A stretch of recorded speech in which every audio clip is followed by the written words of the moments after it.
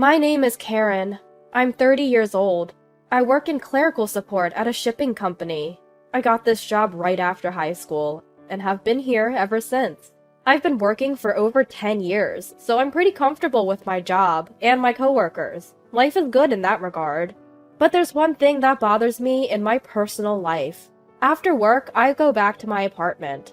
As soon as I open the door, the first thing I see is empty beer cans. Not just one or two, but sometimes nearly 10 scattered in the hallway. The person responsible for this is my dad. He's always loved alcohol. He's also timid and insecure, so whenever something bothers him, he drinks until he's drunk. Looking back, my memories are filled with images of my dad chugging beer.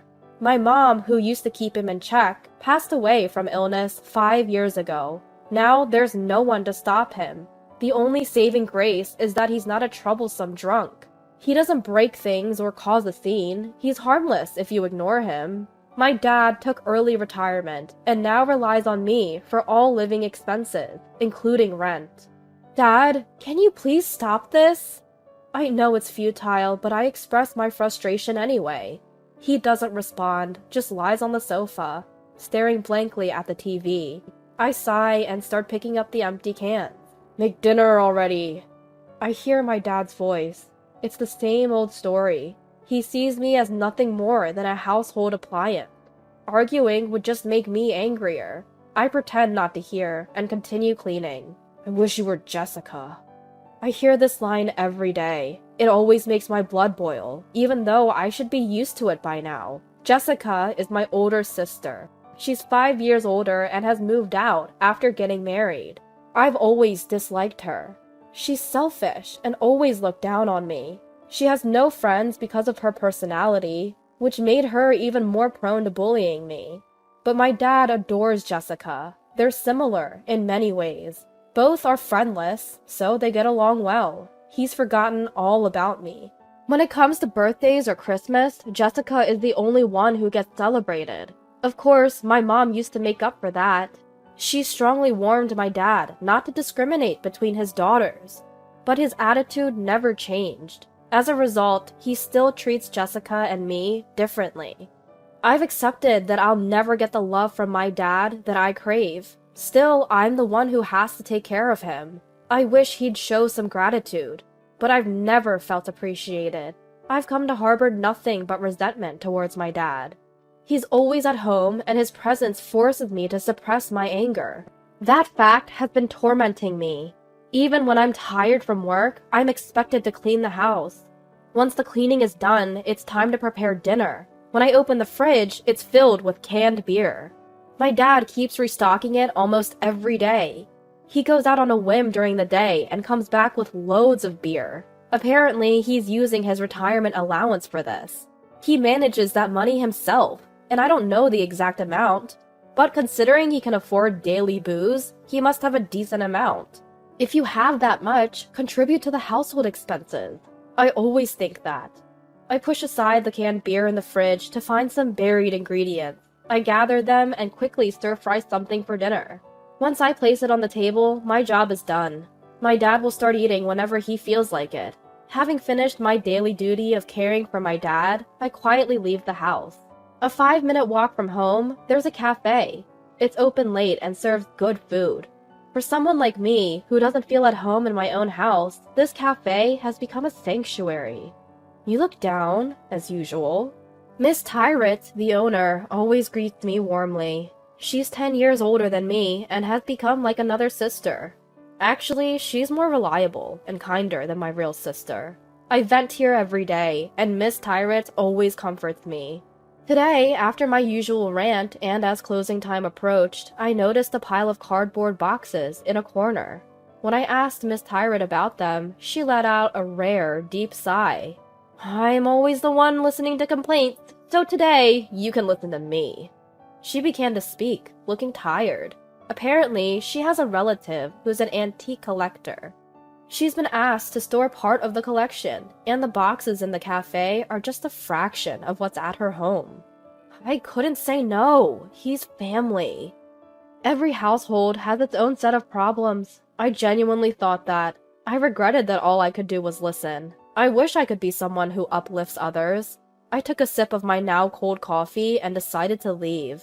A few days later, I returned home from work and noticed something different.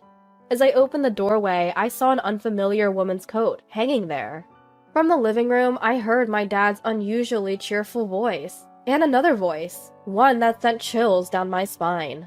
I rushed to the living room and found my sister, Jessica. Who does she think she is, dressing so eccentrically? Her outfit was so flashy and bizarre.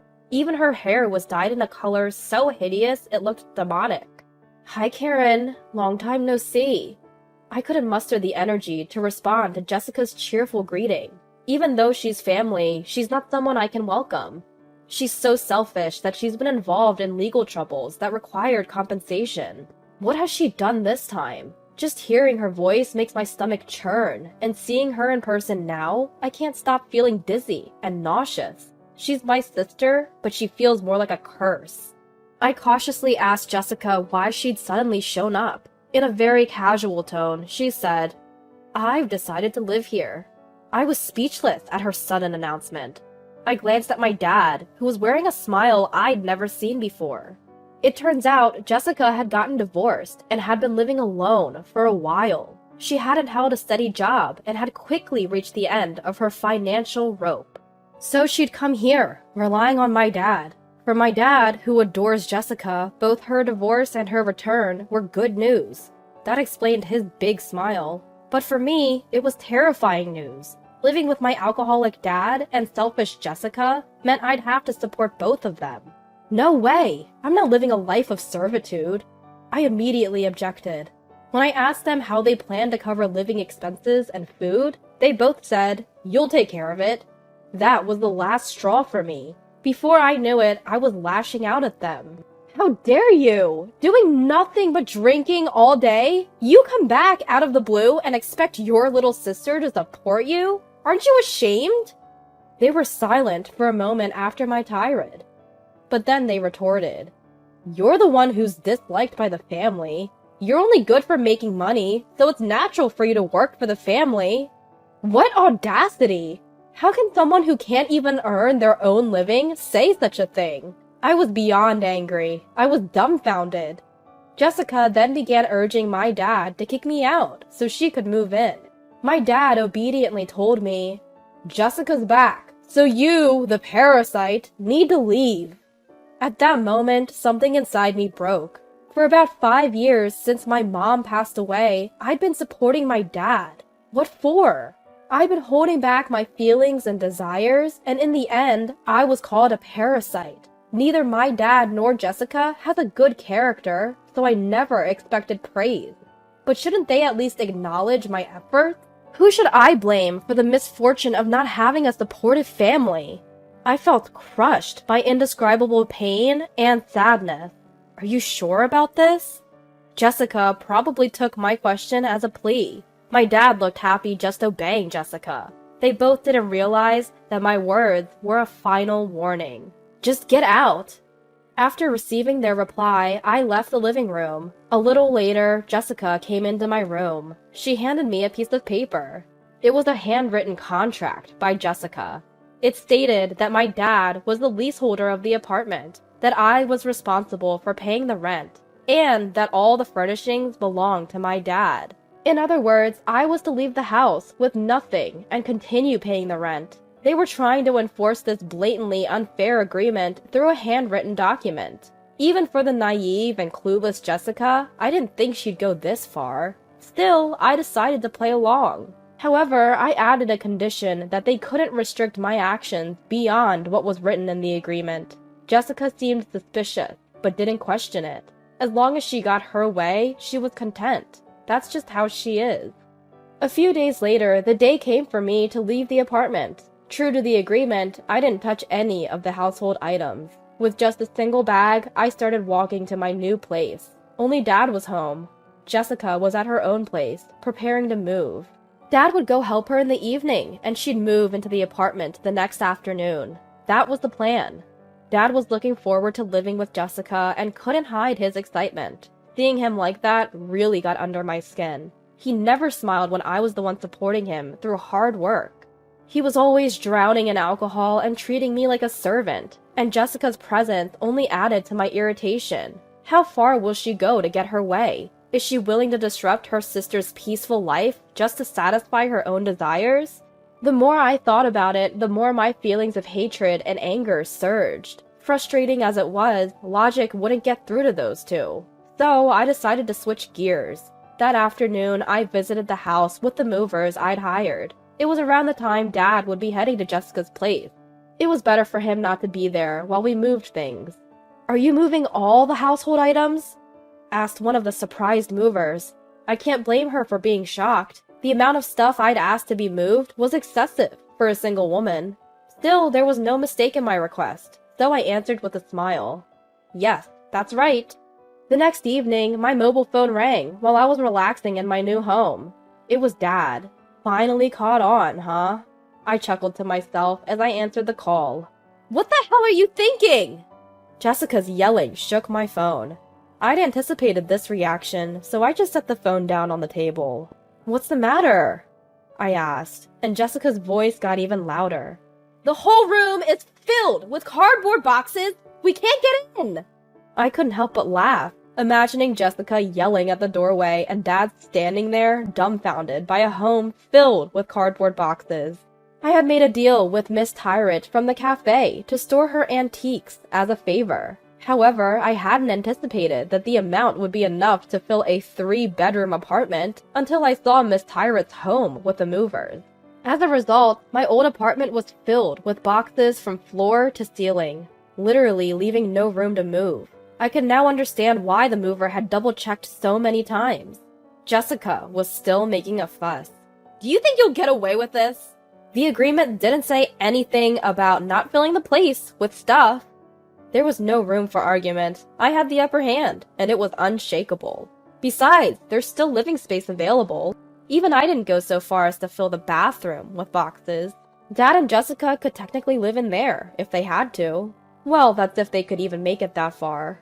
Seemingly out of energy to argue, Dad took the phone. He was mumbling complaints, but his voice was so low I could barely hear him. He must be in shock. I decided to give Dad some good news. "Those cardboard boxes contain valuable cultural property. If you damage even one, you'll be liable for damages." At that, Dad's voice quivered. Of course, there's no cultural property in those boxes. It's just stuff, and not worth much. Still, for a timid person like Dad, it seemed like the ultimate threat. Once I confirmed they had no more complaints, I hung up. After that, Dad and Jessica, unable to live in the apartment, tried to rent a new place for themselves, but neither had a job, and they had no one to help them. They tried using a guarantor service, but couldn't even scrape together the money for that. In the end, they couldn't rent a place due to insufficient identification. For a while, they seemed to be staying in internet cafes. Dad had already used up most of his retirement allowance, so that lifestyle didn't last long either. They tried to contact me several times, but of course I ignored them all. Still, societal norms about family ties persisted, and one day I got a call from the police. "Come pick up Dad and Jessica. They've been arrested for dining and dashing." I couldn't refuse that one. When I saw them again at the detention center, both were physically and emotionally worn out. They broke down and clung to me. I'm human too. When your family cries and begs, it's hard not to soften up. So I brought Miss Tyrant from the cafe along when I picked them up. Once at the cafe, they got daily lectures from Miss Tyrant.